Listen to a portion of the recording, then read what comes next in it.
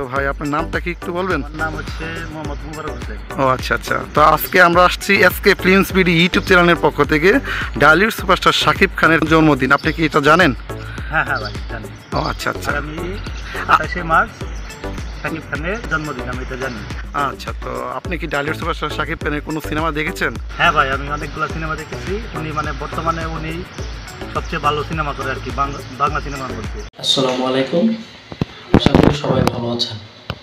তো আজকে ভিডিওতে আসার কারণ হচ্ছে আমাদের দুই বাংলার ভাইজান কিং খান মেগাস্টার শাকিব খানের।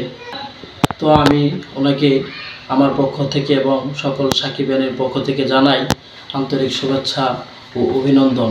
সবাই শাকিব খানের ভবিষ্যৎ যাতে ভালো হয়, তার জন্মদিনটি যাতে অনেক সুন্দর হয়, সেই শুভকামনায় কিন্তু জানিয়েছেন।